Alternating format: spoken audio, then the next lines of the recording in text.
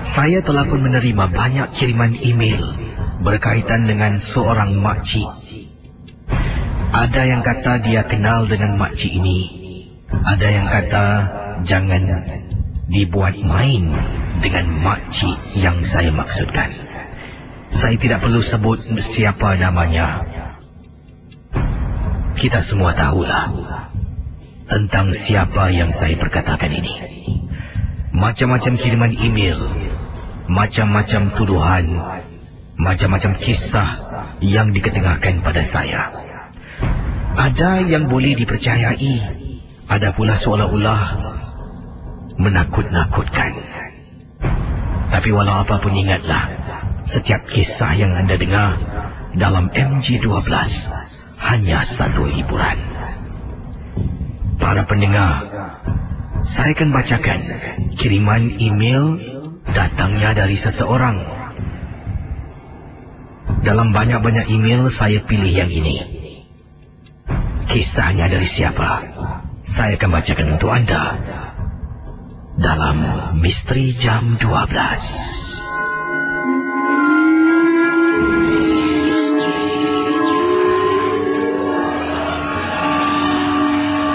Saya akan bacakan kiriman email berkaitan dengan makcik yang saya maksudkan, Makcik M. Faham-fahamlah tentang siapa yang saya sebutkan. Tidak ingin saya memilih untuk menyebut namanya.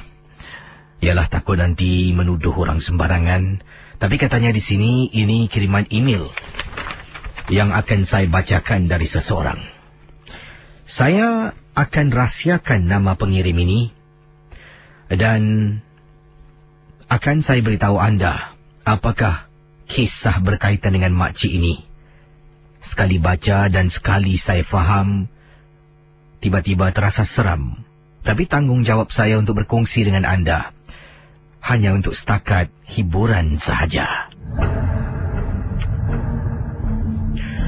Di sini kiriman email yang akan saya bacakan bermula dengan mungkin bacaan-bacaan yang tak boleh saya bacakan di udara. Tapi katanya di sini, bayangkan para pendengar Misteri Jam 12. Pengabdian ilmu syaitan. Katanya di sini, seorang nenek tua bersama peliharaannya, makhluk yang dia jaga. Bukan satu, malah bermacam jenis makhluk disuakan. Dia disuakakan. Sehingga kini kedengaran bebas berkeliaran mencari mangsa atau mengganggu ketenteraman individu atau sesebuah keluarga. Kata pendengar ini yang saya rahsiakan namanya. Mencari tahu. Beliau ini, pendengar ini berkata yang beliau sebenarnya telah pun mencari tahu tentang makcik yang disebutkan. Lantas beliau teringat zaman beliau kanak-kanak dahulu.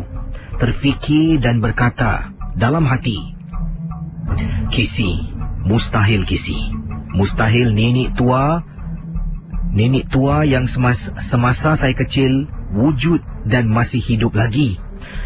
Nenek itu wujud sekitar tahun 60-an atau mungkin sebelumnya terdahulu, usianya di bawah hingga ke zaman ini. Pasti tidak mungkin melainkan dengan perjanjian dalam ilmu-ilmu syaitan atau iblis yang tidak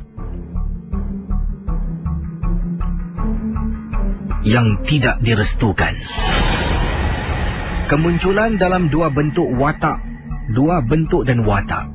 Biasanya sebagai nenek tua terbungkuk-bungkuk dan bertongkat dengan wajah sayu, kasih, pujuk rayu dan memukau sesiapa saja yang bertemu atau berpandangan dengannya. Itulah caranya untuk memikat mangsa. Suatu ketika dulu digelar sebagai penebuk atau terkini digelar dengan panggilan makcik ataupun Mak M.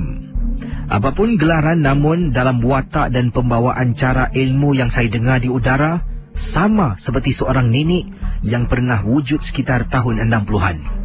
Kemunculan yang satu lagi pula dengan sehudu-hudunya. Dia muncul dalam dua bentuk, satu merupakan nenek tua, satu lagi dengan wajah yang hudu. Wajah lagi ganas serta bengis, menyeringai dengan taring gigi dari rahang bawah memacak. Seolah-olah sekali imbas seperti Pontianak, tapi bukan. Makhluk jenis ini jarang muncul, tetapi jika nampak berkeliaran di sekitaran bermakna ada yang akan menjadi mangsa. Serangannya dengan cara menusuk taringnya ke kerongkong lalu direntap keluar memutuskan tali leher dari lubang di badan si mangsa, dari sebahagian lubang dalam badan kita akan disedut keluar segala isinya. Ini merupakan ilmu yang dibawa oleh makcik yang dikatakan wujud tahun 60-an. Suatu ketika dahulu di kawasan perkampungan hibur dengan penemuan beberapa mayat tanpa diserta kekeringan darah. Mangsa bukan hanya pada manusia, malah pada binatang-binatang ternakan. Mereka iaitu orang kampung percaya perbuatan itu adalah perbuatan manusia yang mengamalkan ilmu-ilmu syaitan. Dari situlah datangnya gelaran dengan panggilan penebuk. Wallahu a'lam bishawab. Siapakah makhluk itu? Setelah berinteraksi dengan makhluk dipanggil Nek Dalang Suri ataupun penebuk atau yang sekarang ini namanya Makcik Dot. Inilah kisah seterusnya. Bila lahir seorang bayi perempuan yang cacat pada wajah, semakin dewasa wajah bertambah hodoh dan kelihatan lebih tua dari usianya yang sebenar. Sebab kecacatannya, maka ia dibuang keluarga atas kerana malu, terutama penduduk kampung yang semakin jijik, tambahan lagi dengan ejekan caci hina serta kejian pada penampilan gadis hodoh yang diibaratkan seperti hantu. Inilah dialog yang ditukil yang pernah beliau dengar. Aku Suri, tapi dorang panggil aku Nek Dalang Suri. Aku tahu dorang ni semua hina kutuk aku sebab muka aku macam orang tua. Sambil menoleh pandangannya, wajahnya dengan nada agak tinggi. Tengok ni, muka aku hodoh tak? Muka aku hodoh tak? Dorang tiap aku dalang sebab dorang cakap ni aku pembawa musibah.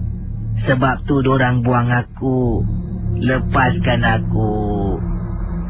Dia jerit sekuat-kuatnya, meremangkan bulu tengkukku. Dialog selain tidak dapat saya tuliskan di sini atas sebab-sebab keselamatan, kerana yang menjiwai akan terpanggil dalam bacaan. Ingatlah, benar atau tidak, anggaplah sebagai hiburan saja. Ada juga kiriman-kiriman yang lain yang saya terpaksa hentikan di sini. Tapi inilah beberapa kiriman agak serupa dengan kisah daripada pendengar kita berikut ini yang menceritakan tentang Makcik M. Adakah benar ataupun tidak? Dikatakan Makcik M wujud sekitar tahun 60-an. Takkanlah sampai sekarang masih lagi boleh hidup. Kalau tahun 60-an usianya mungkin 80 tahun. Sekarang dah berapa tahun usianya? Entahlah. Semua ini kita anggap hanya satu hiburan saja. Tidak ada sesiapa yang boleh mengesahkan kebenarannya. Saya akan ketinggalkan kisah. Dikatakan rumah puaka di seberang tambak. Kisah-kisah yang anda dengar merupakan misteri jam 12. Tidak ada sebarang bukti yang boleh mengesahkan kebenarannya.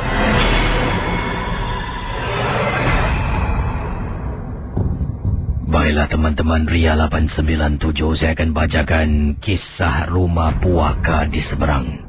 Kisah yang tak dapat dilupakan. Kiriman ini datangnya daripada Encik Din berkongsi pengalaman. Dan katanya ini adalah pengalaman yang benar-benar berlaku, percaya atau tidak terpulanglah pada individu. Sebab saya yakin ramai tidak percaya ataupun ramai percaya pada hantu, tetapi tidak akan percaya kewujudannya. Hanya percaya-percaya gitu. Tapi bila orang cerita, mereka akan rasa curiga. Betul ke boleh nampak? Kata Encik Din. Baik, kita teruskan dengan kisah misteri jam 12.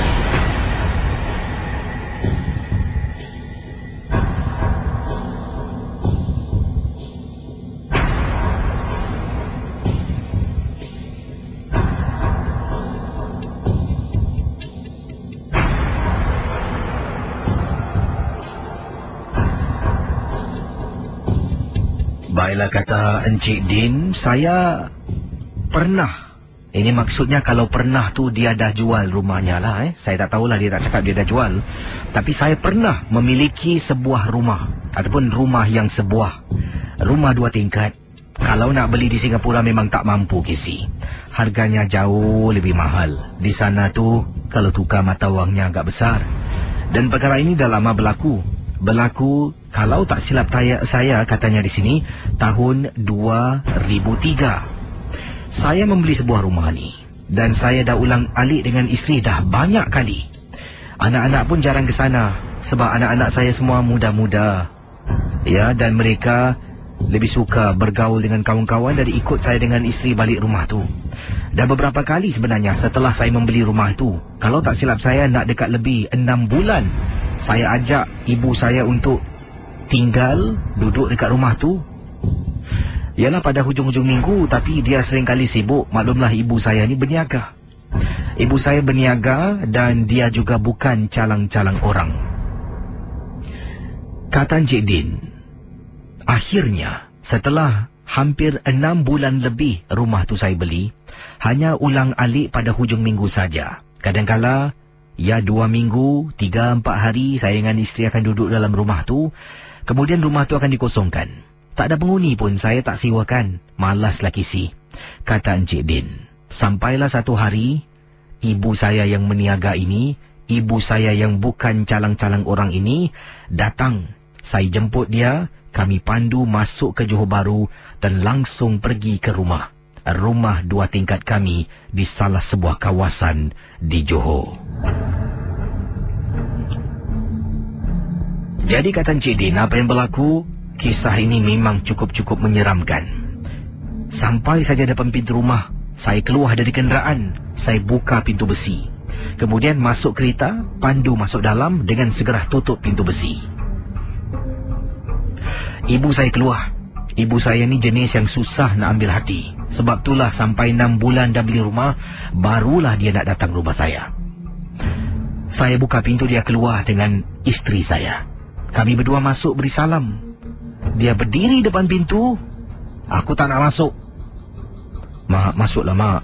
Aku tak nak masuk. Mak, kenapa mak? Rumah ni rumah puaka. Kisi bila dengar ibu kata macam tu, saya terperanjat. Mak, tolonglah. Selepas saya pujuk berkali-kali, kata Encik Din. Bayangkan para pendengar ya. Akhirnya ibu saya masuk dalam rumah. Tapi dia kata, aku malam ni takkan tidur. Kalau korang suami isteri nak tidur, korang tidurlah. Jadi rasa pelik. Bayangkan ibu saya ni boleh tahan mata satu malam duduk dekat living room tonton televisyen sorang-sorang. Dia kata dia tak nak tidur. Jadi saya ni khawatirlah kesihatan ibu saya yang tak nak tidur. Isteri saya dah nak tidur. Saya bangun pukul 1 pagi. Saya pergi dekat atas, betul-betul dekat tepi tangga tu, tengok ibu saya sedang duduk menonton televisyen. Jadi saya panggil, Mak, kenapa tak tidur mak? Dia pusing tengok saya. Kau pergi tidurlah. Aku tak nak tidur. Rumah ni rumah puaka, kau tahu tak?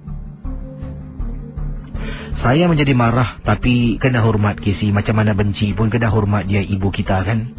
Keesokan harinya dia nak balik. Terpaksalah hantar ibu saya. Saya kata pada isteri, awak tunggu sini ya. Isteri pun nak ikut, takut duduk rumah sorang-sorang, kata Encik Din. Jadi pagi tu, sekitar pukul 8 lebih lah, saya hantar ibu saya balik Singapura. Dan saya dengan isteri masuk balik Johor, pergi rumah tu. Kami sempatlah sebelum tu makan-makan, pergi sana, pergi sini, dan akhirnya pulang selepas pukul 10 malam Kisi. Jadi 10 malam saya balik dengan isteri di rumah Johor kami. Isteri mandi, saya pun mandi. Setelah itu saya dengan isteri duduk di ruang tamu menonton televisyen. Tiba-tiba tekak ni terasa nak minum air pula. Saya pun bangun, saya tanya pada isteri, awak nak air tak? Saya buatkan. Bolehlah abang buatkan saya Nescafe. Saya pun masuk dapur, saya bancuh air untuk isteri saya. Kemudian saya keluar. Setelah beberapa minit saya keluar. Jadi isteri saya sedang duduk dekat sofa. Saya datang menghampiri belakang isteri. Saya letak cawan, kedua-dua cawan atas meja. Saya duduk tepi isteri saya. Kami mula terus menonton televisyen. Jadi saya ambil air, saya minum. Dah 3-4 kali suap air tu saya minum. Saya tanya isteri, awak ni suruh saya buat air, awak tak minum. Lepas tu Kisi nak tahu dengar suara tingkat 2 rumah saya. Bang, bang, bang. Saya toleh isteri saya dekat atas Kisi. Saya toleh sebelah saya ni. Sebelah saya tak ada orang. Kisi, sebelum ni pun ada gangguan, tapi cuma rasa-rasa saja.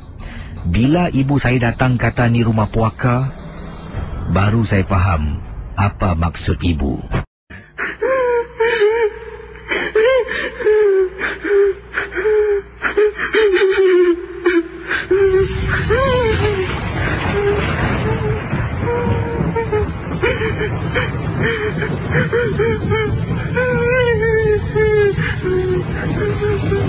Kalau berani dengar, kalau takut jangan.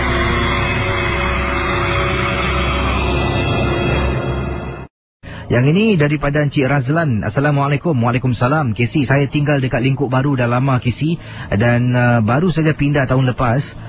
Pengalaman di Lingkuk Baru memang menyeramkan. Casey nak tahu, kadang-kala pada waktu malam, khususnya selepas 12:30 malam, pasti akan ternampak seorang nenek tua merayau-rayau dekat tingkat-tingkat rumah orang. Ya, dia akan jalan dekat koridor, dan bila dia jalan tu, tak semua orang katanya di sini apa ni? Oh, bila dia jalan tu tak semua orang boleh melihat dan nampak. Siapa yang nampak, yang melihat tu berhati-hati, sebab malamnya orang tu akan mimpi buruk dan dia akan datang menghantui orang itu. Anak saudara saya tak pernah umur tidur rumah saya. Jadi satu malam tu kami keluar pergi makan malam, ajak dia sekali. Dan bila saya tanya nak balik, saya hantar dia. Dia kata nak tidur rumah Pak Ucu, iaitu rumah saya lah. Kata Encik Ali kita lah. Apa ni? Oh, Cik Ali pula. Okey, kata abang kita ni, anak saudara saya tak pernah tidur rumah saya. Bila kita keluar malam tu, kita ajak dia. Malam tu dia boleh tegar hati nak tidur rumah saya. Jadi kami pun letakkan kenderaan di tempat meletak kereta bertingkat. Dan bila jalan tu, dalam perjalanan pulang tu, dia mula rasa macam tak kena. Saya boleh lihat kisi gerak-gerinya. Dia rapat-rapat dengan anak saya. Jadi kami jalan sampaikan bawah blok tu, dia boleh tanya saya, ada bau wangi tak? Isteri saya terus marah, kata jangan teguh. Sampai dekat rumah, kami naik tangga. Ya, sampai rumah naik tangga, sedang jalan dekat koridor, saya ni sedang buka pintu. Anak-anak semua dah nak masuk rumah. Dia boleh tenung dekat satu sudut. Kemudian dia masuk dalam. Dia tanya, siapa makcik kat luar tu? Saya tanya, makcik mana? Dia kata, ada tadi makcik kat luar. Jangan meripik lah. Saya keluar tengok kat luar tak ada orang. Tapi tadi dia nampak. Dia boleh jelaskan makcik ni baju warna apa, jalan dekat mana, diri dan sebagainya. Jadi malam tu kisi dia tidur, dia kena ganggu. Seolah-olah makcik tu ada dalam mimpinya. Dan katanya itulah, mungkin dari situlah saya buat andaian saya sendiri. Sesiapa yang nampak makcik ni pasti malam hari akan kena ganggu. Dia akan menghantui orang tu dalam mimpinya. Wallahu a'lam bishawab. Terima kasih dan selamat tengah malam, Casey. Sekali lagi ingin saya ingatkan kepada anda dan diri saya sendiri bahawa anggaplah misteri jam 12 sebagai hiburan sahaja. Ya, tidak ada sesiapa yang boleh mengesahkan kebenarannya. Jangan mudah kita percaya setiap kisah yang dikongsi melalui panggilan, email, SMS, di Facebook, datangnya dari saya, semua macam menonton filem-filem seram itu saja. Jadi kita berhibur setiap malam. Kadang-kadang rasa seram macam saya lah di sini, seram sejuk juga. Sebab saya bertugas seorang diri bawah tanah lagi. Dan inilah pengalaman kisah yang ingin diketengahkan. Malam ini saya akan sedikit terganggu, sebab bilik sebelah, studio sebelah ni pintunya rosak.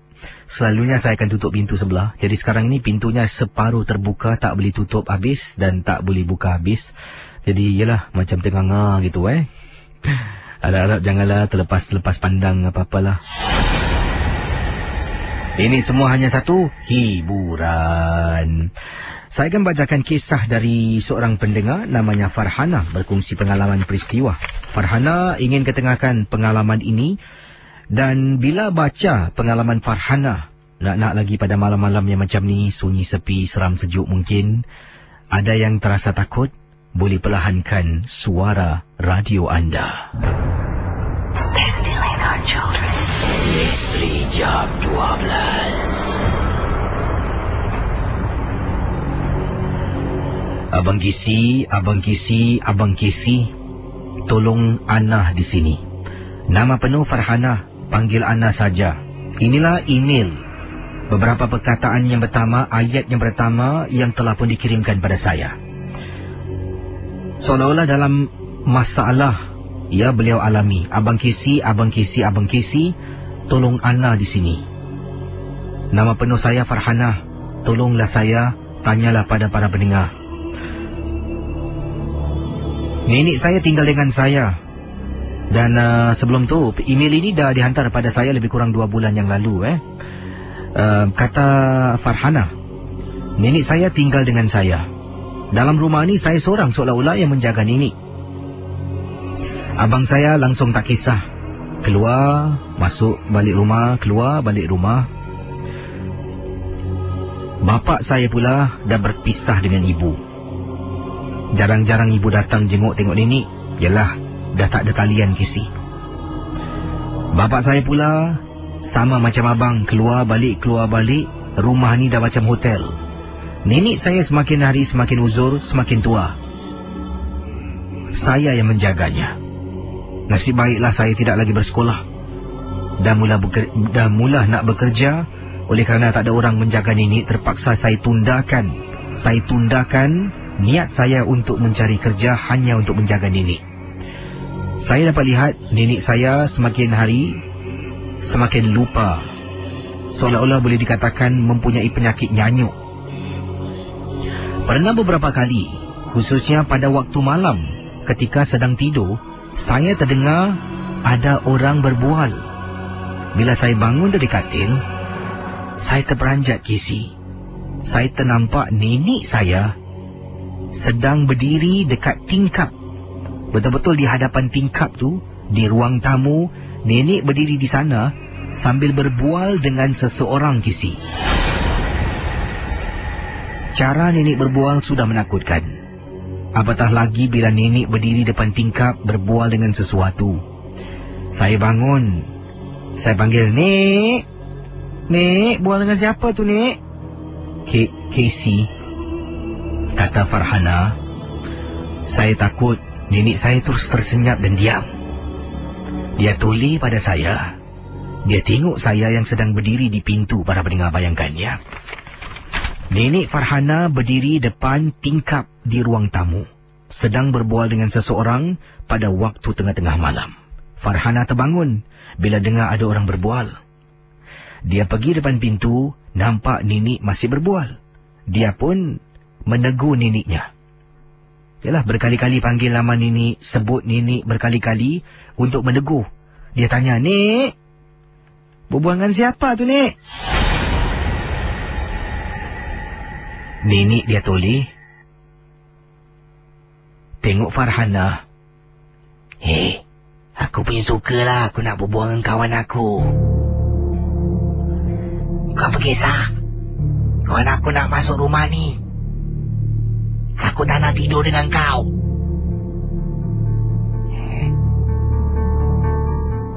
Dialog diteruskan. "Nek, jangan kasi Ana takut, Nek. Nek buang dengan siapa, Nek?" Aku cakap aku berbual dengan kawan aku. Kau tak nampak ke kat tingkap ni? Lama-kelamaan saya menjadi takut, Abang Kisi. Saya telefon bapak saya tak angkat. Saya telefon abang saya pun tak jawab panggilan. Rumah tu tak ada orang lain kecuali saya dengan nenek saya yang sedang berbual dengan seseorang. Apa saya buat, Kisi, dah tak ada pilihan. Saya keluar dari rumah, ketuk rumah jiran saya yang tinggal 2 unit jauh dari saya. Rumah orang Melayu. Berkali-kali ketuk, suaminya bangun. Saya minta tolong, namanya Cik Akbar. "Cik Akbar, tolong saya boleh tak? Ada benda tak kena dengan nenek saya lah, Cik Akbar." "Kenapa?" "Tak tahulah nenek saya." Dia kejutkan isteri. Beliau dan isterinya keluar, masuk dalam rumah terperanjat Kisi. Nampak nenek saya sedang duduk menyangkung atas meja makan sambil menyanyi.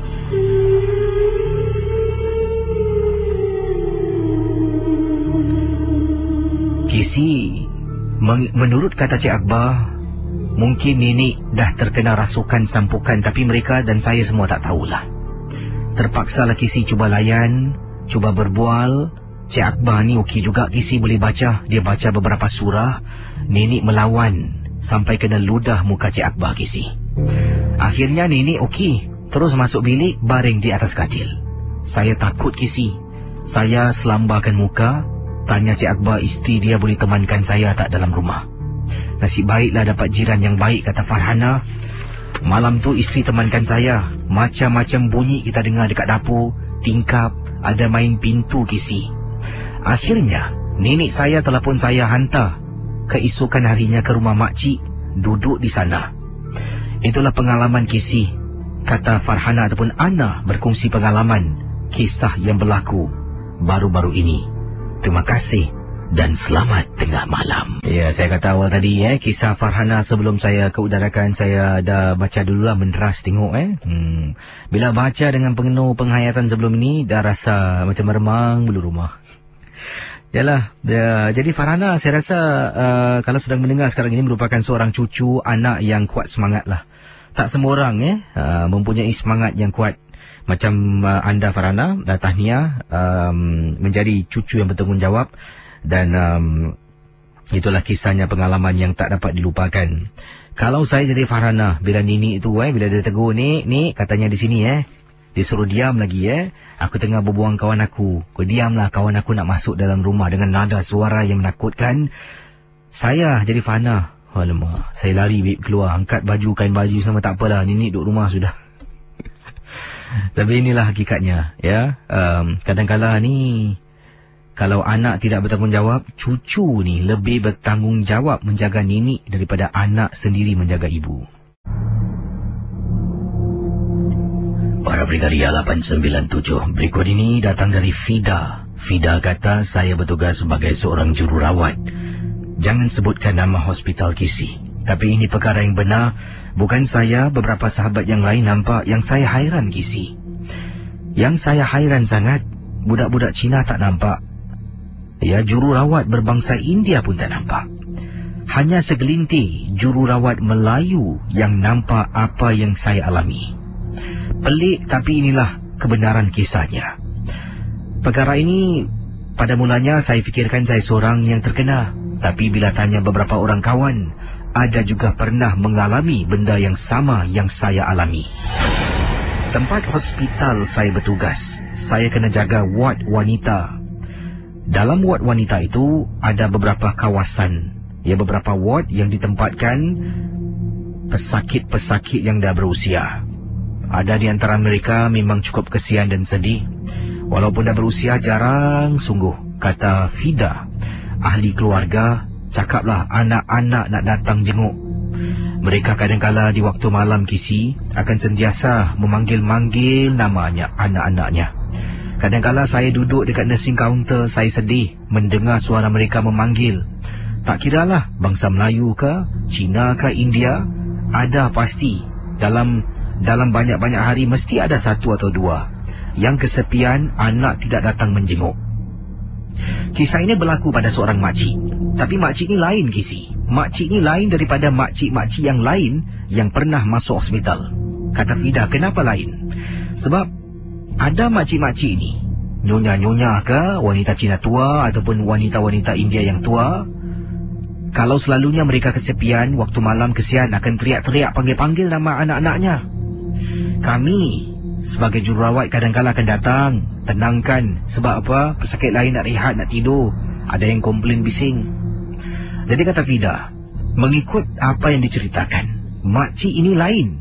Walaupun dia dah duduk dalam hospital dah hampir seminggu lebih, tidak sekali pun saya pernah nampak kisi. Mungkin kawan-kawan pernah nampak, tapi kata Fida, pengalaman peribadi tak pernah sekali pun saya nampak anak-anak datang menjenguk. Jadi saya mula memberi perhatian lebihlah pada makcik ni. Saya gunakan nama makcik A sudahlah. Saya datang, kalau datang kerja, setelah buat briefing, setelah habis kerja-kerja saya akan jenguk-jenguk makcik yang berada di ward tidak jauh daripada nursing counter. Makcik ni akan baring di katil. Dia akan hanya pandang pada satu arah. Datang, saya salam. Saya tanya, cik dah makan? Bagaimana hari ni, okey? Dia tengok saya akan kisi. Kadang-kadang saya berbual, hanya tanya khabar. Boleh tengok kisi air matanya menitis sebelah mata. Memang sedih. Anaknya mungkin ramai tapi tak seorang datang. Dipendekkan cerita, kata Fida, makcik ni meninggal dunia kisi. Bila dia hidup dalam hospital, Nak dekat 2 minggu tak seorang anak pun datang. Teman-teman saya pernah nampak, katanya mungkin adik-beradik lah, kakaknya ke siapalah, tapi dah tua kisi datang jenguk sekejap je, lepas tu pulang. Kalau ada masa lapang, khususnya pada waktu-waktu petang hari di hospital, makcik ni suka duduk dekat visitor corner. Dia akan duduk di sana menonton televisyen. Kadang-kadang pun TV tu mati, dia duduk saja aja. Kejadian aneh berlaku setelah makcik ni meninggal dunia 2 minggu setelah dia masuk hospital. Kisi, hari yang kedua bila makcik ni saya dah tahu dah meninggal, saya ni nak pergi beli air dekat vending machine ketika waktu rehat malam. Saya harus jalan melepasi visitor corner. Tempat tetamu datanglah. Bila saya jalan, saya terperasan makcik yang sama yang dah meninggal tu Kisi masih duduk dekat sana, kesorangan, seolah-olah kesepian macam mana pernah saya nampak dia.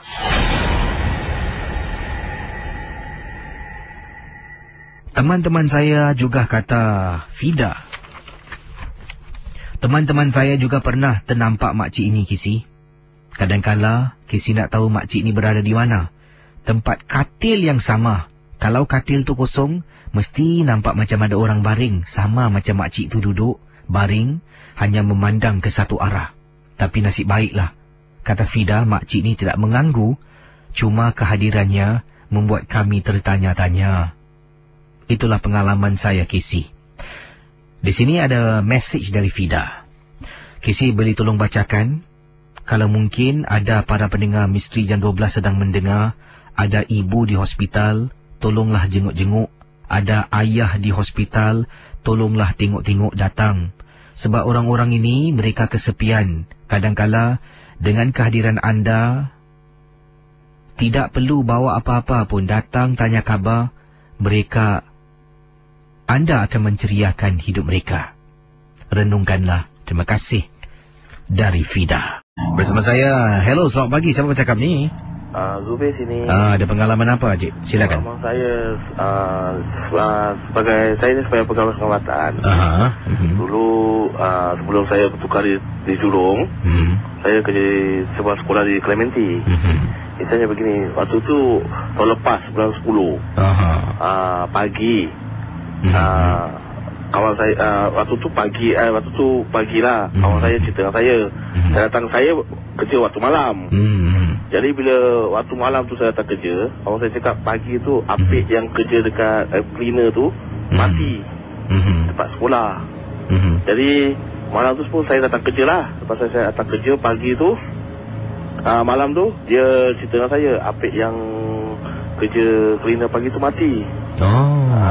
Jadi saya cakap, ayalah, tak kalau mati. Saya cakap mati dia pukul berapa? Dia cakap pukul 12 lah. 12 tengah hari. Jadi malam tu saya kerja lah macam biasa. Jadi keesokan harinya tu saya pergi kerja.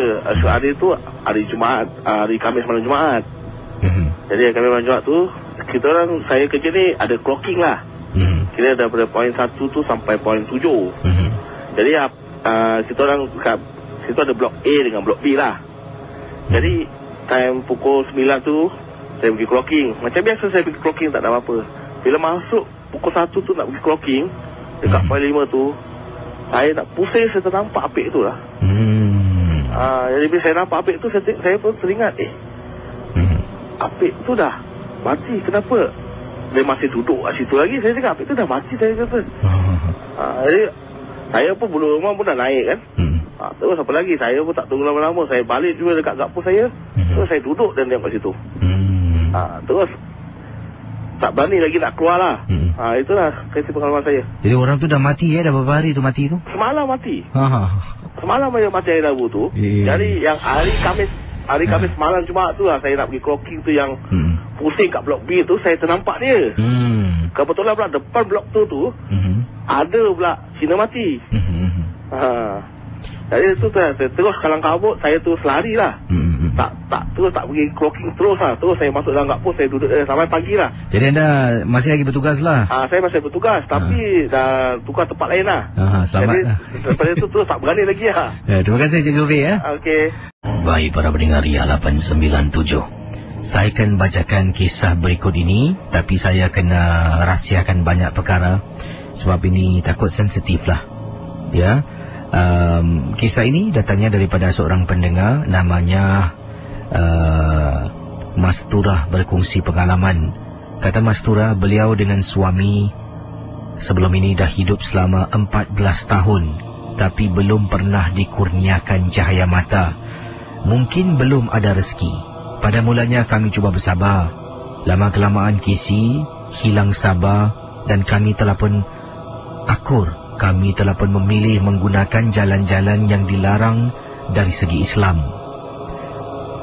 Sebelum ini macam-macam kami dah buat. Yang baik-baiklah. Berdoa, bersabar, minta air dari orang-orang yang baik, yang alim, mendoakan kami. Kami sampaikan buat majlis makan keramaian supaya adakan doa selamat, mendoakan saya dengan suami, kata Mas Turah, dapat cahaya mata. 14 tahun kisi kami hidup, tak ada zuriat. 14 tahun kami hidup, tak ada orang yang akan mewarisi apa jua yang kami ada. Dan akhirnya saya dengan suami, entahlah, mungkin dalam keadaan sedemikian rupa, pasti ada sahaja jalan-jalan yang terpisung menanti kita. Saya dengan suami telah pun memilih pergi ke salah sebuah negeri berdekatan dengan Singapura. Saya tak nak sebutkan, mungkin boleh jadi Malaysia, mungkin boleh jadi Indonesia. Ya, Indonesia mungkin boleh jadi Batam, mungkin boleh jadi Tanjung Balai Karimun, mungkin boleh jadi Brunei, mungkin boleh jadi Thailand. Jadi saya tidak ingin sebutkan nama negara yang dikatakan di sini. Dengan suami pergi ke negara ini kisi, berjumpa dengan seseorang. Dikatakan oleh seorang teman, wanita yang saya dan suami akan bertemu ini adalah seorang pakar. Dia boleh membantu segala permintaan saya dengan suami. Jadi bila kami sampai ke negara tersebut, agak waktu 5 petang. Saya pun tidur menginap di rumah teman saya yang juga merupakan penduduk orang sana. Kami tidur bermalam. Kami tidur sampai waktu malam dan kami hanya boleh berjumpa kepada tukang ubat ini hanya pada waktu malam selepas jam 12.30 malam sampai pukul 3 pagi. Lain-lain waktu tak boleh sebab hajat kami adalah untuk mendapatkan zuriat, dan waktu itulah yang dikatakan paling sesuai untuk si pakar ini seolah-olah memberikan zuriat kepada saya dengan suami. Bila sampai kisi, kami naik kenderaan yang dipandu oleh sahabat. Rumahnya punya dalam, kena rentas hutan. Kenderaan terpaksa diletak luar, kunci dan berjalan kaki. Agak licak dan banyak lopak. Sampai saja depan rumah tu saya tengok memang cukup seram.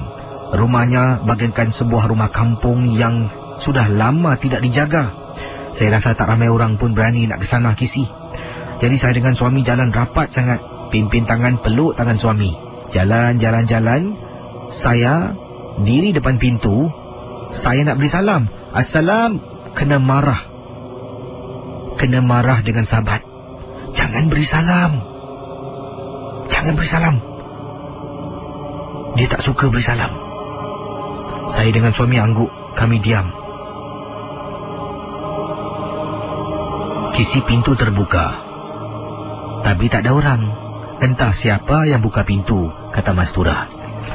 Masuk dalam, tukang ubat tu dah tahu dah. Cik, saya dengan suami nak, tak apa, tak perlu cakap. Saya dah tahu awak nak zuriat kan?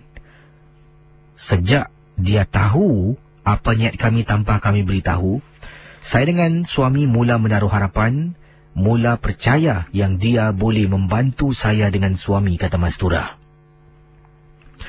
Setelah lama dia baca jampi serapa, dia sembuh pada saya dan suami. Tak tahulah daun apa yang dia makan, yang dia kunyah. Kemudian dia suruh saya dengan suami ikut dia ke belakang rumah. Belakang rumahnya kisi, alangkah terperanjatnya, penuh dengan kubur-kubur, entah kubur siapa kisi. Kemudian dia suruh saya dengan suami mandi bunga dekat tanah perkuburan di belakang rumahnya. Dia siapkan air, 2 air penuh dengan bunga dan air. Dia angkat, dia kata, kamu berdiri di sini, mandi air ini. Kamu berdiri di sini, mandi air ini. Saya tanya, mandi macam ni aja? Tak perlu tanggal pakaian, siram satu badan. Sambil itu, dia baca dan baca dan baca. Kata Mastura, setelah habis air dalam satu baldi itu, saya dengan suami disuruh masuk ke dalam bilik. Kesejukan kami dibuatnya. Casey nak tahu apa berlaku seterusnya? Bayangkan para pendengar.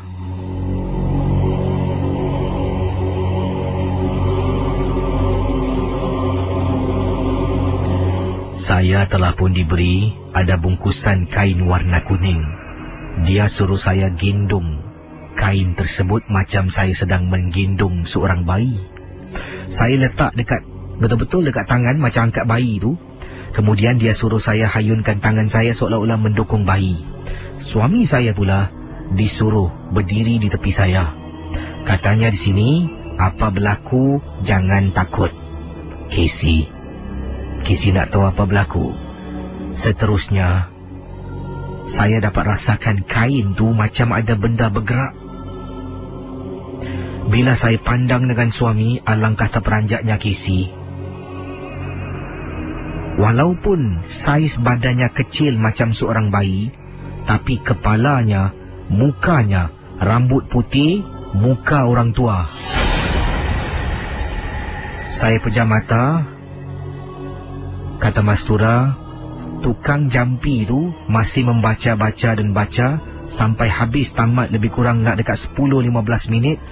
Dia suruh saya angkat benda tu letak di atas katil dalam bilik tersebut.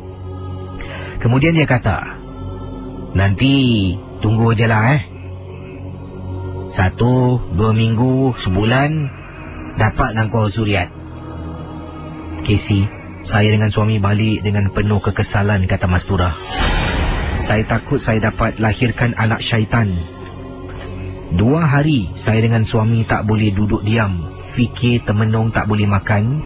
Akhirnya saya dengan suami buat keputusan untuk berjumpa dengan Ustaz Ismail, salah seorang ustaz di Singapura yang membantu saya dengan suami. Satu malam kami duduk dalam rumah, baca Yasin tak henti-henti. Benda tu datang mengganggu ketuk tingkap bilik Casey. Saya nampak dengan jelas kepala orang tua tu, seolah-olah budak kecil tu yang menyerupai kepala lelaki tua nak masuk dalam badan, konon-kononnya nak jadi anak saya. Baca dan baca dengan kuasa Tuhan Casey, benda tu dapat dihalau. Saya menyesal, kata Mastura. Walaupun sekarang masih belum ada zuriat, saya tidak ingin memilih jalan yang salah lagi. Terima kasih Casey. Yang ini dari kiriman seorang pendengar, namanya Mak Ngah. Assalamualaikum Casey. Waalaikumsalam Mak Ngah. Mak Ngah pendengar yang dah lama, tapi kali ini pertama kirimkan kisah pada Casey. Mak Ngah tinggal di salah sebuah kawasan dekat dengan Yishun. Casey, blok Mak Ngah, tak boleh sebutkan blok lah Mak Ngah, minta maaf Kata Mak Ngah, blok Mak Ngah di blok ... ini, tengah-tengah malam tengah tidur Casey, tiba-tiba tekak ni macam haus nak minum air. Keluar dari bilik dengan semangat masuk dapur, tak buka lampu, menuju ke arah peti ais. Tarik pintu peti ais tu, ambil botol air sejuk dan tuang dalam cawan, berdiri depan pintu peti ais. Bila sedang minum, terdengar sesuatu. Tuk, tuk, tuk, tuk. Ketukan di tingkap dapur. Jadi sedang berdiri ni, Mak Ngah punya pintu peti ais sebelah atas ni, kalau buka dia besar lah, jadi tertutup, tak nampak. Sedang minum air berdiri ni, terdengar bunyi ketukan. Jadi pada mulanya, kata Mak Ngah, saya fikirkan itu mungkin bunyi peti ais. Pintunya kah? Jadi sebab bunyinya halus. Setelah minum air, dah letak botol air tu balik, tutup balik peti ais tu, dah tak bunyi lagi, dan memang tak terpandang pun dekat tingkap. Jalan pergi dekat singki air tu, nak cuci cawan yang dah digunakan. Sedang bilas, tiba-tiba perasan ni Casey, dekat tepi tingkap ni, macam ada orang sedang menjenguk. Jadi Mak Ngah toleh betul-betul tepi tingkap dekat singki air ni. Toleh sebelah kiri, Tuhan aja yang tahu Casey. Mak Ngah nampak macam ada penanggal Casey. tapi tak jelas. Tapi nampak macam ada benda terbang, kepala terbang dekat tingkap bahagian tingkap dapur. Terus dah habis cuci tangan, bilas cawan tu kat tepi, jalan masuk dalam bilik, tarik selimut. Ingatkan nak tidur tak ada apa-apa. Benda tu boleh merayap masuk dalam tingkap bilik, Casey. Kali ni luar tingkap bilik pula. Kejutkan suami. Bang. Suami bangun dengan keadaan marah. Kenapa ni awak kejut saya?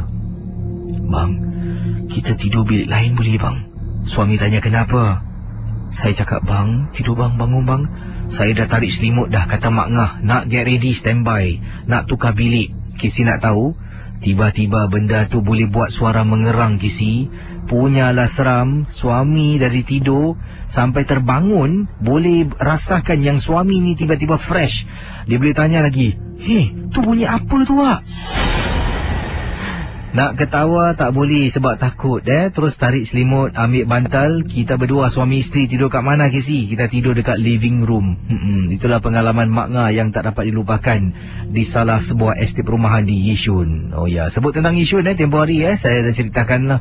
Ada kontraktor yang jumpa keranda. Keranda dekat estate perumahan Yishun. Bayangkan, tempat tu dah tak ada lagi kubur, tapi sedang korek-korek nak buat kerja-kerja peningkatan dan sebagainya. Jumpa keranda, babe. Keranda berusia saya rasa mungkin 30-an, 40-an tahun. Baik para pendengar Ria 897, berikut ini adalah kisah yang juga mengikut pengirimnya. Seorang ibu katanya, tolong Kisi, tolong. Banyak perkataan tolong dan huruf-huruf besar digunakan. Jangan sebut nama yang ada tertera di alamat email saya, Kisi. Saya ingin berkongsi pengalaman saya. Saya sebenarnya dah lama nak berkongsi cerita ini, tetapi kata, nama saya gunakan, nasib baik tak sebut saya gunakan nama Siti lah tapi kata Cik Siti, saya tak nak bercerita selagi saya belum lagi berpindah. Perkara ini berlaku pada hujung tahun lalu. Perkara ini berlaku pada hujung tahun 2009. Bukan tahun lalu lah, tahun lalu tahun 2010. Beliau kata hujung tahun 2009. Dan agak lama, Kisi, benda ini berlarutan. Saya dah naik sabar sampai hilang sabar.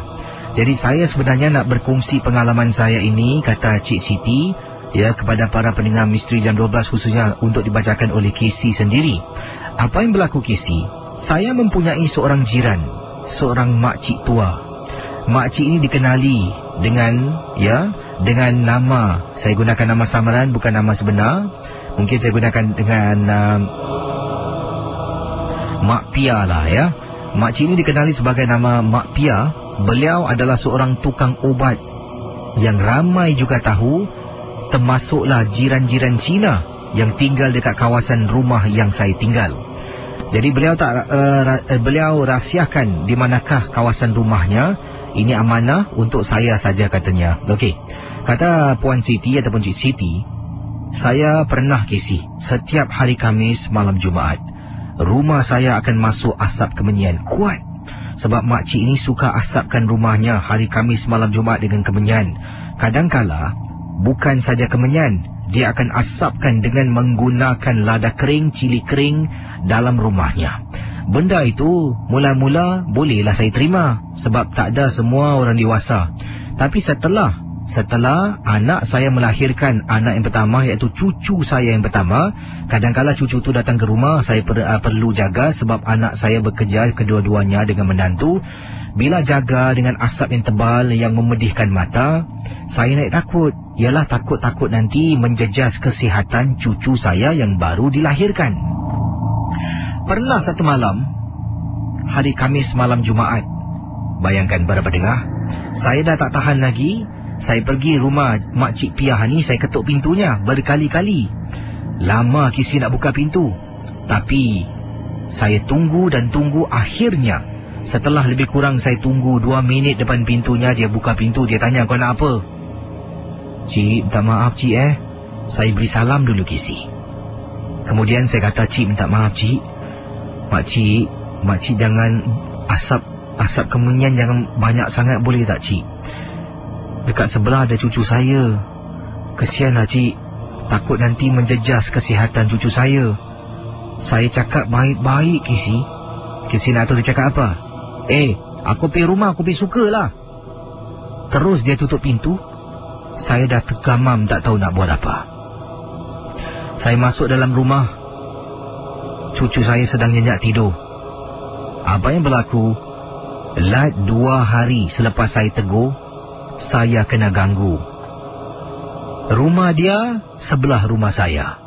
Sedang saya tidur malam, suami saya pula malam tu sedang berada di kolong blok, betulkan motosikal dengan kawan-kawannya. Saya pula sedang tidur dalam bilik. Tiba-tiba dengar orang ketuk tingkap. Saya pun tengok. Yalah, sedang nyenyak tidur orang ketuk-ketuk-ketuk, kita terbangun, kata Puan Siti. Bila kita terbangun, katanya bila saya terbangun, saya dengan mata yang kelak ternampak macam ada sesuatu di tingkap bilik. Saya tenung dan tenung. Kisi, saya istighfar. Kisi nak tahu apa saya nampak? Saya nampak, Kisi, ada wajah macam manusia. Kepalanya besar. Mata terbeliak, lidah terjeli keluar, melihat ke arah saya seolah-olah nak masuk dalam bilik saya. Pada mulanya saya tak fikir yang buruk. Saya fikir mungkin itu mimpi ataupun benda yang singgah di luar rumah. Lama-kelamaan menjadi-jadi, kata Puan Siti ataupun Cik Siti, saya pendekkan cerita. Rupa-rupanya saya dapat tahu makcik sebelah yang menghantar. Benda yang saya nampak dijelaskan oleh seseorang adalah hantu raya yang telah pun dihantar mengganggu saya sekeluarga. Nasib baiklah rumah saya ada binting. Benda tu tak boleh masuk, hanya boleh berliga-liga di luar rumah.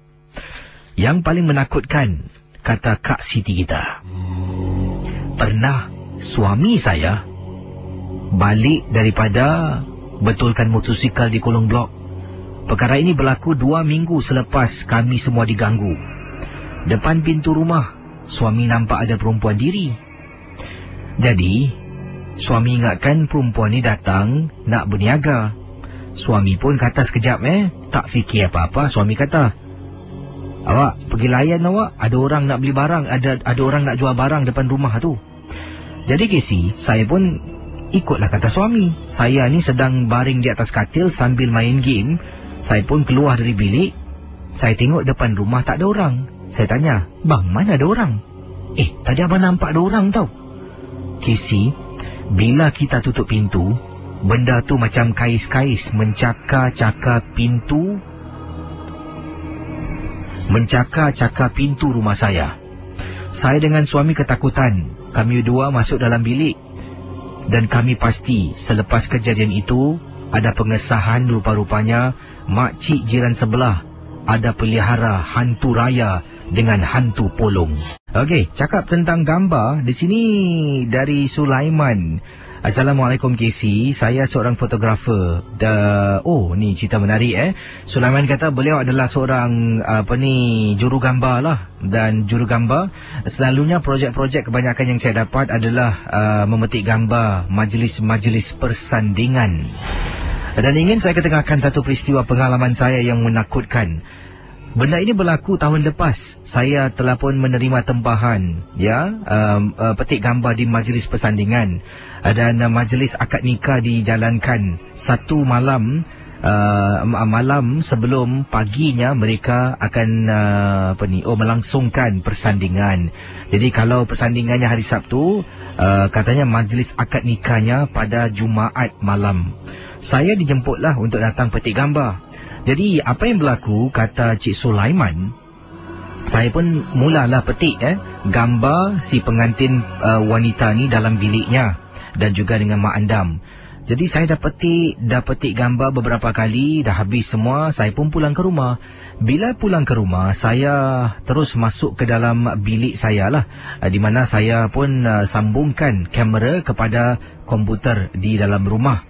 Sedang saya mencari-cari, membilik-bilik gambar yang ada, nak pilih mana yang sesuai, saya terperanjat, Kisi. Sepanjang saya petik gambar dalam biliknya, dekat belakang perempuan yang dekat belakang, saya sempurnakan ayatnya.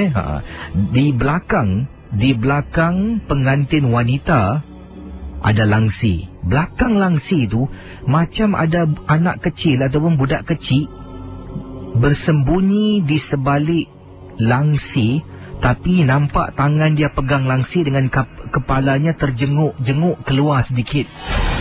Dan saya tahu sepanjang saya photoshoot dalam bilik bersama dengan pengantin wanita tu, tak seorang pun ada dalam bilik kecuali Mak Andam dengan pengantin sahaja.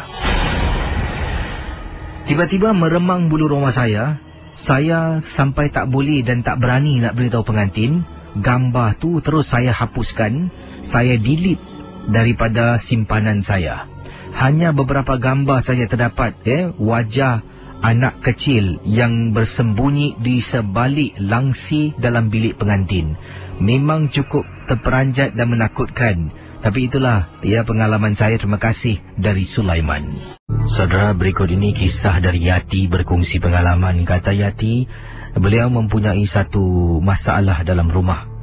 Baru-baru ini, Kisi, rumah saya, seringkali saya dengan suami, anak pembantu rumah, akan nampak di waktu malam ada perempuan merayau-rayau dalam rumah saya.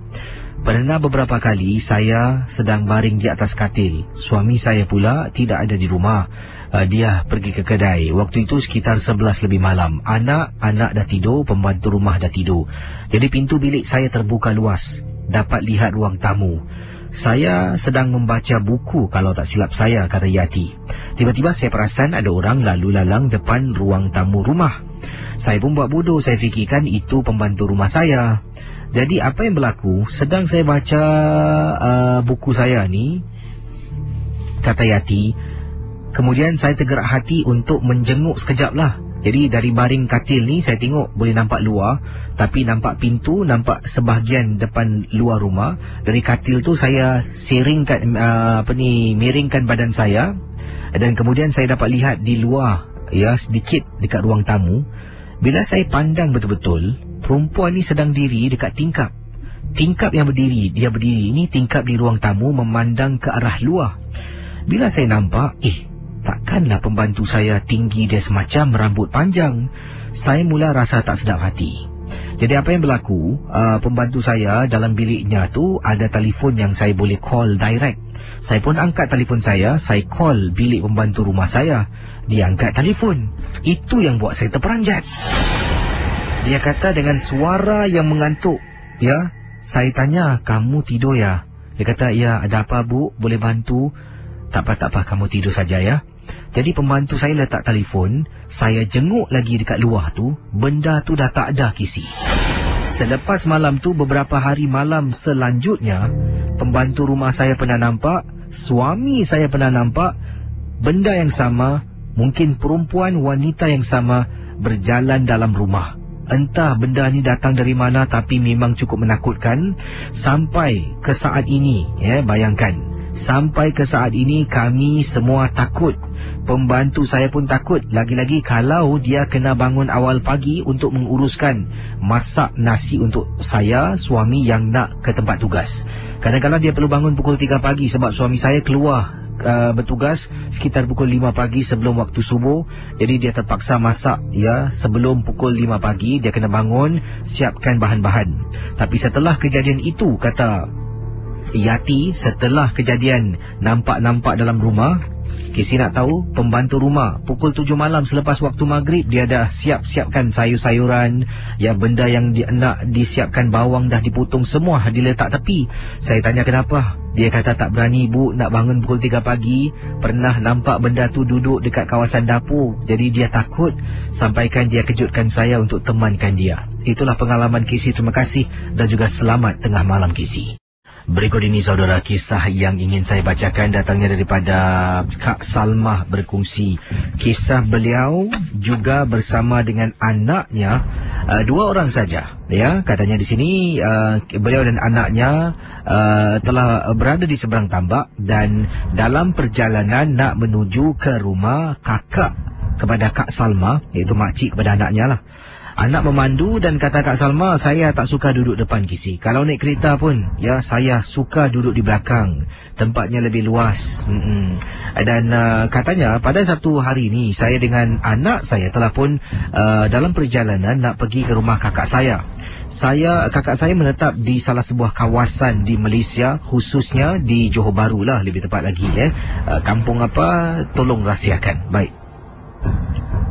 Dalam perjalanan saya terasa haus. Jadi dalam perjalanan itu anak saya telah pun hentikan kenderaan di tepi jalan. Saya turun untuk beli air. Jadi saya keluar dari kereta, saya beli 2 air, 1 untuk saya, 1 untuk anak saya, kemudian masuk balik dalam kereta. Dalam perjalanan juga, tiba-tiba bila masuk dalam kereta, kenderaan ni awal tadi tak ada bau ni, tapi bila saya masuk balik dalam kenderaan anak saya ni, baunya wangi semacam. Jadi, anda bayangkan, sepanjang perjalanan setelah saya turun dari kereta beli air kisi, saya dapat bau kereta kenderaan anak saya bau wangi, wanginya semacam. Dan macam ada benda yang tak kena. Tiba-tiba anak saya bersuara,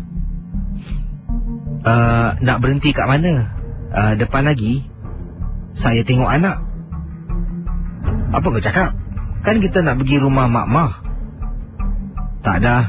Orang tak cakap dengan mak lah. Orang cakap dengan dia. Saya tengok tepi anak saya, tempat duduk depan kosong, tak ada orang kisi. Daripada duduk badan saya ke depan, ya kata Kak Salma, daripada saya duduk badan saya ke depan, saya tahu ada benda yang tak kena ni kisi. Saya terus menyandah ke belakang, tidak berani tegur. Takkanlah kisi anak saya boleh nampak, saya tak boleh nampak kemudian nak tegur. Takut kemalangan jalan raya, saya diam. Dalam hati, saya pejam mata, baca istighfar berkali-kali kisi. Saya ingat Tuhan, ingat Tuhan, ingat Tuhan, tolonglah selamatkan saya dengan anak-anak, jangan sampai kemalangan. Kisi, bila dah jalan agak jauh, anak saya bersuara lagi. Turun sini. Anak saya berhentikan kenderaan. Pintu terbuka, saya nampak kisi. Kemudian pintu tutup, saya tak nampak orang. Anak saya toleh tengok saya. Dah air, saya kasih air pada anak saya. Dia buka air tin tu, dia minum. Sedang dia minum ni, saya rasa macam ada benda yang tak kena. Saya toleh sebelah kiri, dekat tingkap kisi benda tu sedang berdiri tengok saya. Ya Tuhan, hanya Tuhan saja yang tahu. Tak tahulah tempat mana, bahagian mana dekat Johor dia berhenti. Tapi tengok gaya tempat tu kiri kanan semua gelap. Jadi setelah anak minum, air letak tepi, dia pandu sampai rumah mak-mak, rumah kakak saya. Kami pun turun. Sampai sana, kami dah settle down. Saya tanya soalan. Tadi kau tumpang tu siapa? Anak saya kata, awal tadi bila saya beli air, ada perempuan ni datang, ketuk tingkap. Dia kata ada apa? Perempuan ni minta tolong, hantar dekat depan boleh tak? Jadi anak saya kata okeylah, dia masuk duduk depan. Anak saya tanya kenapa? Saya tak tahu nak cakap apa. Oh, saya kata tak ada apa-apalah. Mama nak tahu aja. Kisi itulah pengalaman yang tak dapat saya lupakan daripada Kak Salmah ketika anak dan beliau memandu di salah sebuah kawasan di Johor Bahru.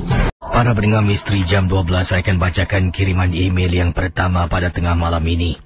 Tapi sebelum itu ingin saya bertanya anda soalan berikut ini. Pernahkah anda mandi di laut pada waktu malam? Kebanyakan di antara kita pasti tidak akan mandi di laut pada waktu malam. Dan mungkin ibu dan ayah, orang-orang terdekat juga tidak akan menggalakkan kita untuk mandi laut pada waktu malam. Kenapa agaknya? Adakah mungkin ada penunggu-penunggu air, makhluk-makhluk hantu laut yang boleh membinasakan kita, membawa maut, melemaskan kita. Kisah berikut ini yang ingin saya bacakan merupakan kiriman email dari putera Andy, seorang ayah yang mencari anaknya ketika mereka sedang berkelah di salah sebuah pantai di Singapura. Katanya kisah ini amat menyeramkan dan hampir-hampir beliau kehilangan nyawanya. Kisah dari Encik Putera Andy saya akan ketengahkan dalam Misteri Jam 12. Apa kabar Casey dan juga para pendengar MJ12? Nama samaran saya ingin gunakan Putera Andy dan saya ingin ketengahkan satu peristiwa yang hampir-hampir meragut nyawa saya. Saya ingin tanya kepada para pendengar, kalau mungkin anda mempunyai anak-anak dan anda sedang berkelah di tepi pantai bersama dengan keluarga, adakah anda akan membenarkan anak anda untuk mandi di dalam air laut pada waktu malam? Tanya Encik Putera Andy. Kisah yang ingin saya ketengahkan adalah satu perkara yang menghantui dan hampir-hampir membawa maut pada diri saya. Benda ini berlaku tahun lepas ketika saya satu keluarga sedang berkelah di tepi pantai bersama dengan beberapa saudara mara yang lain, kata Encik Andy. Casey, isteri saya tanya soalan. Buang, katanya, bang, Melissa mana bang? Melissa adalah anak kami, Casey. Jadi saya tanya isteri kata kali terakhir dia nampak anak ataupun Melissa sedang bermain dengan satu lagi anak saudara. Saya dengan isteri toleh nampak anak saudara ni. Saya pun tanya kepada anak saudara saya, nampak tak Melissa? Dia kata tadi dia nampak Melissa jalan hujung. Saya tanya bagaimana? Entah. Jadi saya jadi khawatir, Casey, saya jadi khawatir. Saya kata pada isteri, awak tunggu sinilah, saya pergi jalan saya tengok. Saya jalan dan kiri kanan Casey dalam keadaan tepi laut yang tidak begitu terang, gelap-gelap sedikit. Saya cari anak saya. Akhirnya sampai dekat tempat satu breakwater yang saya, entah firasat saya membawa saya menuju ke arah breakwater. Bila saya sampai dekat breakwater tersebut, saya berdiri. Alangkah terperanjatnya, kata Encik Andy, saya ternampak anak gadis saya sedang betul-betul berada dekat bawah penghujung breakwater, hampir-hampir nak masuk ke dalam air. Saya pun panggil, Lisa, buat apa ni Lisa? Sejurus selepas anak saya mendengar saya panggil namanya, dia terus lompat masuk ke dalam air. Casey, saya dah tak tahu nak buat apa. Reaksi sebagai seorang ayah, kalau nampak anak masuk dalam air, lompat terjun, saya fikirkan anak saya terjatuh. Saya pun dengan segera terus selam dan lompat ke dalam air laut pada malam yang gelap gelita. Bila sampai dekat dalam air, saya cuba tengok kiri kanan, memang gelap tak nampak. Saya terus naik di permukaan air. Melihat kiri kanan, tidak kelihatan anak saya. Saya pekik, Lisa! Casey, tidak nampak anak saya dan saya fikir, kata Encik Andy, anak saya dah kelemasan. Pekikan saya terlampau kuat sehingga akan menarik beberapa perhatian para pengguna pantai East Coast yang sedang berkelah berhampiran. Begitu juga dengan saudara mara yang jauh berkelah di sana dapat mendengar pekikan saya. Maklumlah, malam sunyi dan sepi, siapa pekik pun boleh dengar dengan jelas. Mereka semua menghampiri. Saya macam nak mati Casey cari anak saya tak ada. Tiba-tiba Casey nak tahu, kata Encik Andy, kaki saya ditarik sesuatu. Pada mulanya saya fikirkan anak saya. Terus bila ada benda pegang kaki saya, kata Andy, saya selam. Tarik nafas, saya selam, nak tarik tangan yang menarik kaki saya. Apabila saya selam dalam air, saya dapat pegang tangan tersebut. Rasanya macam melekit dan cukup, katanya cukup melekit. Dan saya rasa pelik, macam ada sesuatu yang tak kena. Saya cuba buka mata saya, kata Andy. Apabila saya lihat, Yang saya nampak itu mungkin bukan anak saya. Ada sesuatu yang tak kena. Saya cuba naik ke atas permukaan air, tapi saya semakin ditarik ke dalam. Tangan saya melambai-lambai atas air, kelemasan dan tak boleh bergerak. Akhirnya Kisi, 2 orang lompat dalam air. Satu merupakan saudara saya, satu lagi seorang lelaki warga Cina yang turut membantu tarik saya dan dapatkan saya pergi ke tepian pantai. Saya tersedak-sedak sebab terminum air laut. Kisi nak tahu, anak saya sejak awal tadi sebenarnya masih berada dekat kawasan kami berkilah. Setelah saya ditenangkan, saya tanya ke mana dia pergi. Dia kata dia duduk bawah pokok sedang main handphone. Hairan Kisi, saya benar-benar nampak ada makhluk duduk dekat breakwater. Dari belakang sama serupa macam anak saya. Dari kiriman SMS yang saya terima dari Kak Rubayah berkongsi pengalaman. Kata Kak Rubayah, Assalamualaikum warahmatullahi ta'ala wabarakatuh. Waalaikumsalam warahmatullahi. Kak Rubayah, tolonglah Kisi bacakan pengalaman kakak. SMS yang kakak kirimkan ini untuk pendengar MJ12.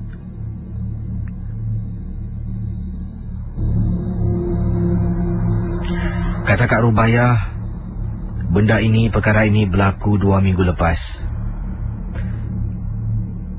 Ketika rumah kakak dikunjungi oleh anak menantu kakak bersama dengan anak kakak. Setelah beliau disahkan hamil, dah masuk 3 minggu Kisi. Mereka berdua tidur bermalam di rumah kakak. Tengah-tengah malam dengar Kisi bunyi ketukan-ketukan sebelum ini tak pernah dengar pun.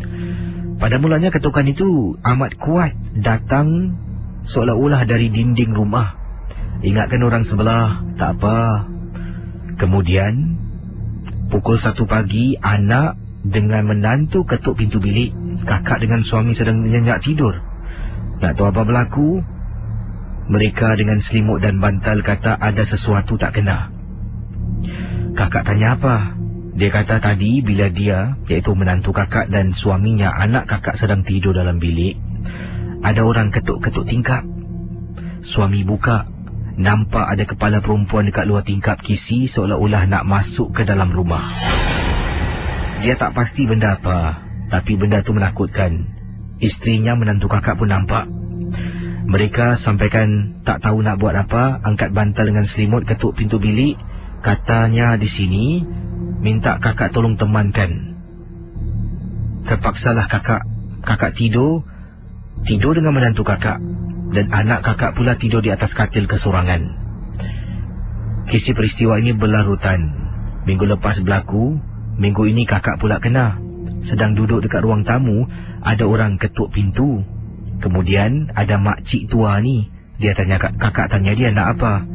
Dia cakap pada kakak, menantu awak tak ada rumah ke? Kakak tanya, awak siapa? Oh, kalau tak ada tak apalah. Terus dia jalan keluar. Buat tentang laut. Kisah ini berlaku di salah sebuah jetty di Singapura. Dan ini adalah kiriman email juga. Saya dapat beberapa email yang berkaitan dengan tepian pantai dan juga mungkin laut lah. Kalau tadi dari Putra Andy, yang ini pula datangnya daripada Encik Aziman. Aziman berkongsi pengalaman kisahnya. Aziman kata, Assalamualaikum Kisi. Waalaikumsalam. Saya dengan isteri memang fanatik suka memancing. Dan kami telah pun pergi ke salah sebuah kawasan dekat salah sebuah jetty di Singapura. Saya tak nak sebut nama jettynya, nanti tahu semua takut nak ke sana. Jadi kata Aziman, dalam banyak-banyak hari kami pergi, hari yang kami datang tu cukup aneh dan pelik.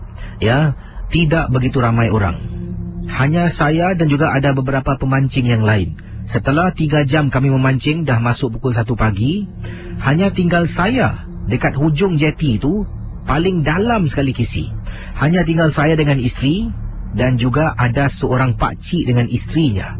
Jadi kami mula memancing lah. Yang lain-lain tu ada juga, tapi dekat hujung bawah sekali, dekat permukaan, ya jalan nak masuk jetty. Entah kenapa orang boleh duduk pancing kat sana. Sedangkan di hujung jetty ni air dalam, dapat ikan pun besar-besar, kata Aziman. Jadi dah masuk 1 lebih pagi, dah tak ada orang, tinggal saya dan isteri serta seorang pakcik dan isterinya dekat sebelah hujung. Sedang pancing, tiba-tiba pakcik ni datang. Saya tengok dia ada bungkus barang tengah angkat joran dengan barang-barang pancing bersama dengan isterinya. Dia kata pada saya apa? Mat, aku rasa kau belah sudah, Mat. Saya tanya kenapa? Takmu. Dia kata aku rasa kau belah sudah. Ada benda tak baik lah. Jadi saya pun angguk-angguk lah, action lah. Kalau kita tak dengarkan tak baik, orang tua. Kata Aziman, saya angguk. Cik, okey cik, ni last cik. Nanti saya balik. Terima kasih cik Okey. Kau belah tau lepas ni Jadi saya nampak pakcik ni dengan isterinya jalan laju. Mereka tak lari, tapi jalan begitu pantas, meninggalkan saya dengan isteri saya dekat ujung jeti di salah sebuah kawasan pantai di Singapura. Apa yang berlaku? Setelah pakcik ini hampir-hampir keluar dari jeti tersebut, saya dengan isteri sedang pancing. Tiba-tiba, isteri saya, cuit saya tunjuk dekat dalam air. Bila saya dengan isteri tengok, terperanjat kisi saya dengan isteri ternampak macam ada mayat orang terapung-apung dengan rambutnya yang panjang. Mustahil kisi ada mayat orang dekat atas air. Jadi saya pun tak pandang situlah. Saya angkat barang-barang joran saya pergi tempat lain. Sejurus selepas itu, Casey alangkah terperanjatnya bila isteri dengan saya toleh belakang. Setelah kami berpindah tempat, isteri dengan saya nampak ada benda ataupun manusia ni sedang menyangkung memandang ke arah lain dengan satu badannya kebasahan dengan air menitis-nitis tanpa henti. Saya bisik pada isteri, "Mah, kita bungkus, Mah." Barang-barang semua saya angkat, keluar dan tak berani Casey nak tengok benda tu. Kata Encik Aziman, "Saya tak tahulah sebenarnya apa yang kami nampak, tetapi pemandangan itu memang cukup menakutkan. Seolah-olah macam manusia, macam hantu laut pun ada." Tapi hairan Casey, pakcik yang tadi itu dengan isterinya seolah-olah tahu yang benda itu akan menjelma. Para pendengar Ria 897, saya akan bacakan kiriman berikut ini. Ini adalah pengalaman pribadi dari seorang teman. Namanya nama yang dikirimkan dari Shadi. Shadi berkongsi pengalaman beliau. Dan kata Shadi, inilah kisah yang dialami beliau sekitar tahun 2000. Pengalaman ini dah lama, tapi saya telah pun melakukan sesuatu apabila menuntut ilmu. Bukan di Singapura, Casey. Jangan sebutkan nama tempatnya, hanya untuk pengetahuan Casey sahaja. Baiklah Shadi. Kata Shadi, pengalaman beliau dalam kiriman email, beliau sebenarnya telah pun menguji ilmu yang beliau ada dengan mendampingkan dirinya dengan makhluk roh yang berkeliaran. Kata Shadi, mengikut apa yang saya belajar dalam dunia ini yang semesta, katanya dunia yang semesta ini, kata Shadi, bukan saja kita manusia dan haiwan tumbuh-tumbuhan yang hidup, malah ada roh-roh yang berkeliaran, makhluk yang diberi nama jin, iblis dan syaitan juga tetap wujud. Apa yang pernah saya belajar, Casey? Makhluk-makhluk jin ada nama-nama yang diberikan.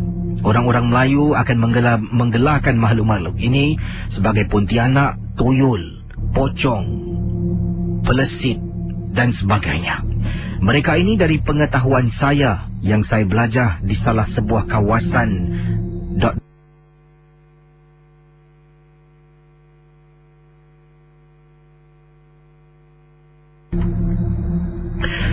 Pengalaman yang saya ingin bacakan ini adalah satu peristiwa yang memang benar-benar berlaku tahun 2000, Casey. Saya telah pun memasuki sebuah rumah usang, rumah kosong di salah sebuah kawasan di negara ... Tidak ada seorang pun yang boleh menemani saya, melainkan diri saya sendiri untuk menguji kebolehan saya. Pada mulanya saya fikirkan saya ini hebat, tapi saya lupa. Lupa akan apa? Akan saya jelaskan sebentar nanti. Bila sampai dalam pondok itu, tolong Casey jangan bacakan mantra ini sepenuhnya. Juga hanya untuk Casey bacakan sedikit saja. Yang lain-lain tolong jangan keudarakan. Baiklah. Bila kita masuk dalam rumah pondok yang usang, kata Shadi, itu khususnya bila saya masuk dalam rumah pondok yang usang, yang tidak berpenghuni, pastinya setiap orang tahu rumah yang kosong pondok yang kosong, tempat yang kosong akan didiami oleh makhluk-makhluk halus. Sama kisahnya, kalau kita manusia nampak rumah kosong, selalunya dalam rumah-rumah itu ada dalang-dalang seperti penagih-penagih, perompak dan pencuri yang menjadikan sarang, kan? Jadi begitu jugalah dengan makhluk jin. Mereka akan mengambil kesempatan rumah yang kosong, yang tidak ada ibadah di dalamnya, dijadikan tempat sarang mereka beranak. Percaya atau tidak, Kisi, saya diajar untuk masuk ke dalam rumah itu dengan melangkahkan kaki kiri. Kemudian, bukan kita beri salam, ada bacaan. Dikatakan di sini terbalik maksudnya daripada cara kita beri salam. Saya tak boleh beritahu anda, ya. Bila masuk di dalam, perkara yang pertama kita pergi adalah dengan berdiri di tengah-tengah rumah kosong itu. Kemudian, kata Syadi, saya akan berdiri bukan mengikut arah kiblat, bertentangan dengan arah kiblat. Saya akan baca perkara berikut ini. Inilah mantra yang saya ada. Sekali lagi amaran, Kisi, jangan baca penuh, hanya baca sedikit saja.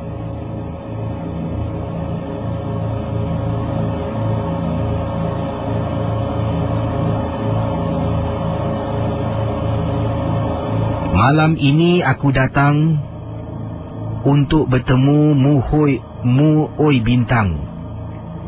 Ku hentak kaki, keluarlah engkau dari arah belakang dan hadapan.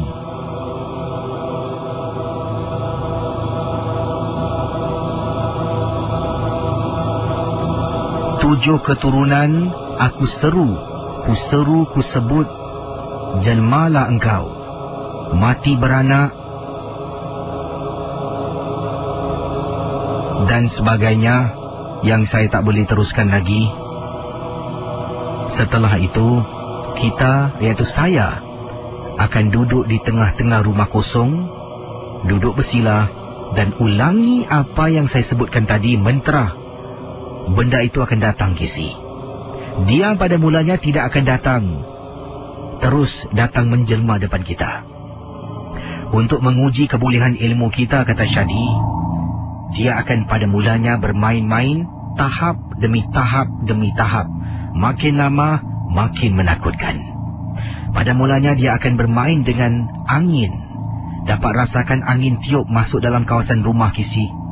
Angin yang kuat, angin sejuk bertukar menjadi panas. Selepas itu akan adanya, kata Syadi, bauan yang cukup busuk bertukar menjadi wangi, wangi bertukar menjadi busuk, dan kemudian akan menggoda kita.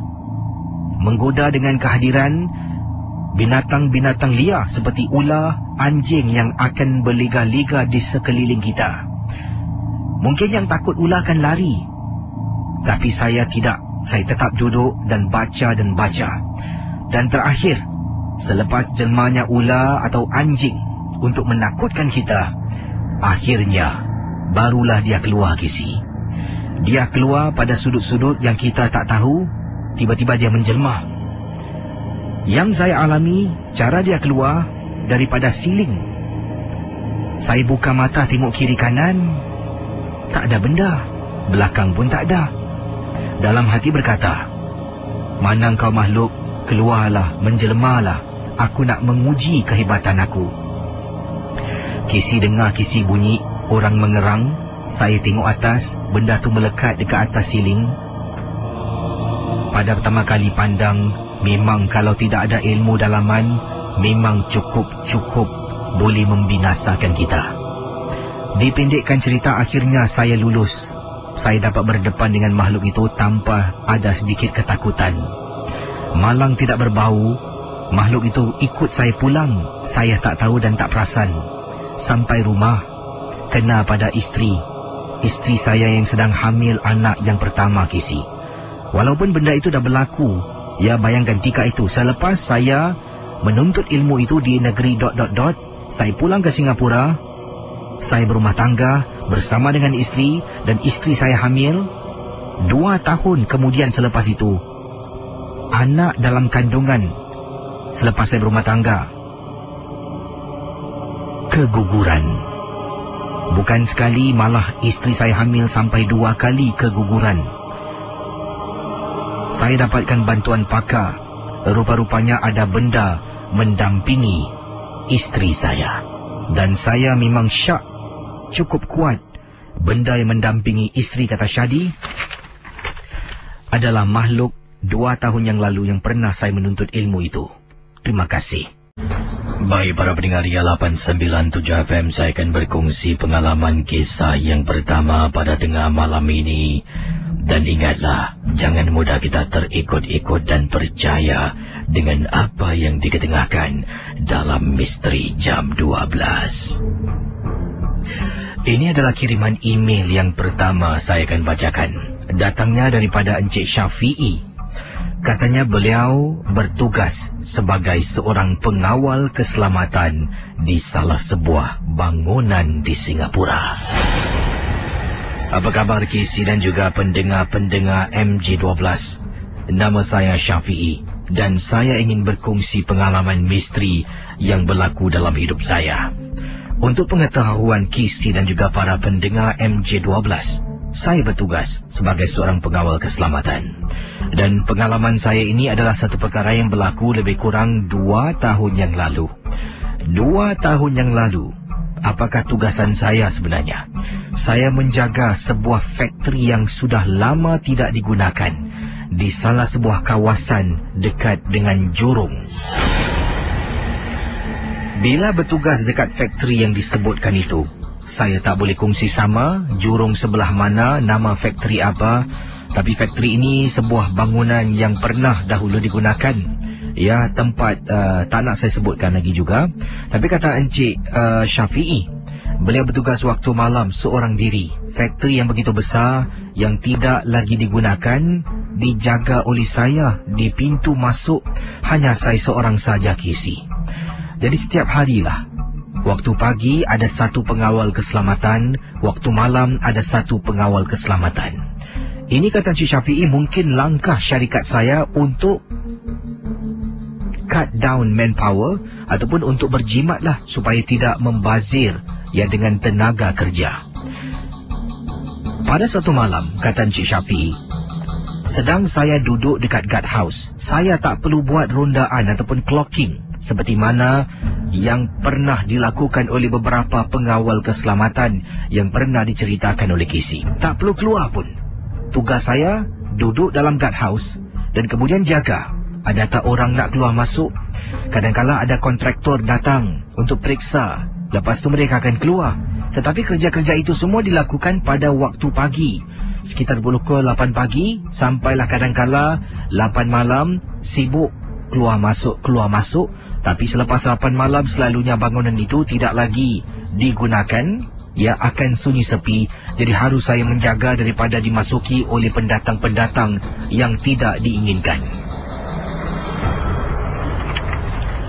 Jadi para pendengar Ria 897, kata Encik Syafi'i, ketika saya sedang duduk di kerusi dalam guard house, saya terasa sesuatu yang tak kena. Saya keluar. Bila keluar, saya dongak dekat atas. Ternampak di langit bulan mengambang penuh. Bila nampak bulan mengambang penuh, tiba-tiba meremang bulu rumah KC. Terasa kesejukan. Saya pun masuk balik dalam guard house. Guard house-nya tidaklah begitu besar. Saya masuk, duduk balik dekat kerusi saya dalam guard house. Sedang saya duduk, main kerusi itu, ya, seolah-olah macam rocking chair. Ke belakang, ke depan, ke belakang, ke depan. Tiba-tiba pintu guard house terbuka dengan sendirinya. Mungkin kerana saya tak tutup betul dan ia ditiup angin kencang. Saya bangun dan tersentak sebelum itu kerana terdengar bunyi hentakan pintu yang terkena pada tembok dalam guard house. Saya bangun. Bila saya nak tutup pintu, alangkah terperanjatnya KC. Dalam guard house saya, betul-betul dekat belakang pintu, saya ternampak sesuatu yang menakutkan. Benda yang saya nampak ini adalah kain warna putih yang tergantung di belakang pintu guard house saya. Sedangkan sebelum ini, kata Encik Syafi'i, saya tak nampak pun kain tersebut. KC, jadi apa yang berlaku, kata Encik Syafi'i? Saya pun terpinga-pinga. Dari mana datangnya kain ini? Ataupun agaknya awal tadi kain ini dah wujud tapi saya tak perasan. Jadi saya pun buat bodoh, tidak indahkan kain yang tergantung dekat belakang pintu guardhouse. Ini kisah-kisah benar. Bila saya sedang baring, dekat kerusi yang saya baringkan ke belakang sedikit, kaki saya letak atas meja. Dari cermin boleh nampak sama-sama sedikit refleksi dekat belakang saya. Bila saya tenung dan perhatikan betul-betul, kata Encik Syafiee, bayangkan para pendengar, Encik Syafiee sedang duduk dekat kerusi dalam guardhouse. Kerusi itu dibaringkan ke belakang, kakinya di atas meja. Dari dalam guardhouse tu ada tingkap lah. Dari refleksi tingkap boleh nampak di belakangnya.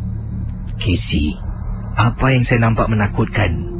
Kain putih itu mula mengembang seolah-olah ada benda yang tumbuh macam ada manusia orang di dalamnya.